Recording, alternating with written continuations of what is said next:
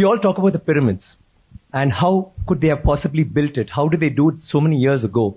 But do you know that in India, we have so many temples, but the one with the highest Gopuram is there in Tanjavur, which is where the Chola dynasty had happened, and his role, Rajaraja Cholan, had built it. That particular temple has the highest Gopuram in the whole world. The top stone alone, it's a single stone that weighs 80 tons. 80 tons, not 1 ton or 2 tons. And how did they do it? But do we know that? We all go to the pyramids, we go see the Leaning Tower of Pisa. Someone said something very nicely. He said, we are actually appreciating a building that doesn't stand.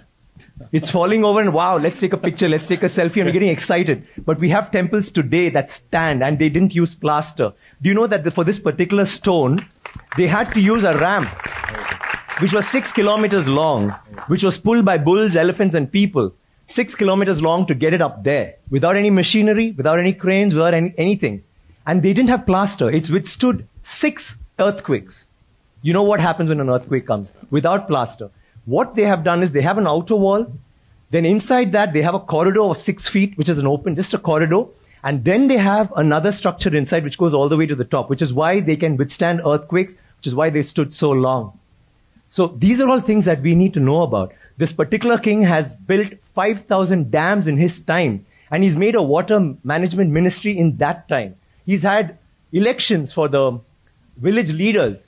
He's asked them to name cities after women. Why should it only be men? Why can't it be named after a queen?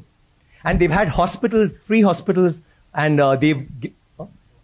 and he actually brought loans. I mean, he used to give loans. He used to help people get dignity, not just throw money around. So this is something that's so illustrious. And this happened in the 9th century. I'm sorry, I'm taking so much time. It happened in the 9th century when the rest of the world, you talk about superpowers today, the 9th century, all this happened when we had the biggest maritime naval thing in the world.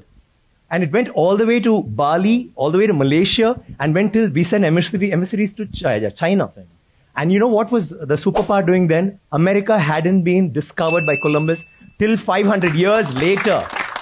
So think about our culture, think about how advanced we were. We need to be proud of this. It's nothing to do with North India, South India, West India, East India. It is, we are Indians. And we need to feel proud about that.